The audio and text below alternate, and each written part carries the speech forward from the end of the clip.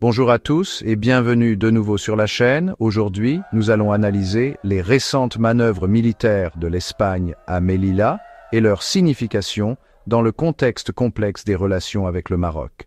Alors, voici les faits. L'Espagne vient de renforcer sa présence militaire à Melilla, l'une de ses deux enclaves sur la côte nord du Maroc. Ce déploiement est un signal politique et stratégique clair envoyé au Maroc, et il y a beaucoup à décrypter. Premièrement, l'Espagne a déployé le groupement tactique du régiment d'étrangers de Génie 52, le GREG 52 à Melilla. Cette unité d'élite de la Légion espagnole est spécialisée dans les opérations en terrain complexe, urbain et montagneux. Ses principales missions, la reconnaissance, la surveillance et la dissuasion contre toute menace potentielle, qu'elle soit terroriste, migratoire ou militaire. Maintenant, pourquoi cela se produit-il? Eh bien, le contexte géopolitique est assez tendu. Le Maroc revendique depuis longtemps Ceuta et Melilla comme des territoires occupés, tandis que l'Espagne insiste sur le fait qu'ils font partie intégrante de son domaine national. La relation entre ces deux pays est fragile depuis 2021. Tout a éclaté lorsque l'Espagne a accueilli le chef du front Polisario pour des soins, ce qui a fortement déplu au Maroc. Cela a conduit à un afflux massif de migrants à Ceuta, perçu par beaucoup comme une manœuvre politique de Rabat. Même si les relations diplomatiques ont repris, une méfiance importante persiste.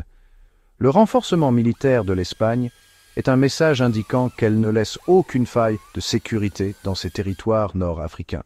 Mais attendez, ce n'est pas tout. Le Maroc ne reste pas les bras croisés. Il a également intensifié sa présence militaire, notamment autour de Ceuta et Melilla. On parle d'unités spécialisées dans la guerre électronique et la surveillance de pointe. Ces mouvements sont considérés comme une réponse directe aux activités de l'Espagne et reflètent également l'objectif plus large du Maroc de renforcer ses capacités technologiques et stratégiques dans la région. De son côté, l'Espagne affirme que ces mesures vise uniquement à assurer la sécurité de ses citoyens et à préserver son intégrité territoriale. Il ne s'agit pas seulement de patrouilles militaires, c'est un effort conjoint avec les forces de sécurité intérieure comme la Guardia Civile pour maintenir l'ordre et contrôler les frontières. Maintenant, pourquoi Melilla est-elle si importante?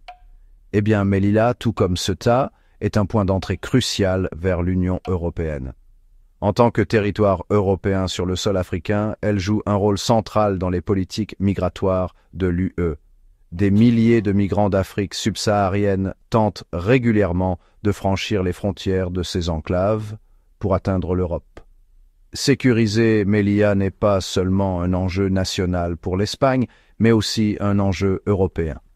L'UE a déjà investi des fonds pour renforcer les infrastructures de sécurité dans ces enclaves, et les institutions européennes surveillent de près les tensions hispano-marocaines, conscientes que toute déstabilisation dans cette zone pourrait avoir des répercussions directes sur le continent. Alors, que va-t-il se passer maintenant? Le renforcement militaire de l'Espagne est autant un acte de dissuasion qu'un acte diplomatique. C'est une déclaration affirmant que Madrid maintient sa position, espérant éviter toute escalade incontrôlée. Du côté marocain, malgré un ton modéré adopté par la diplomatie officielle, les ambitions à long terme concernant Ceuta et Melilla ne sont pas cachées. Cette question reste très sensible et même des développements mineurs peuvent raviver les tensions. Dans les mois à venir, nous pourrions assister à d'autres démonstrations de force et à des négociations discrètes, le tout sous l'œil attentif des institutions européennes et des alliés des deux nations. Merci de nous avoir suivis.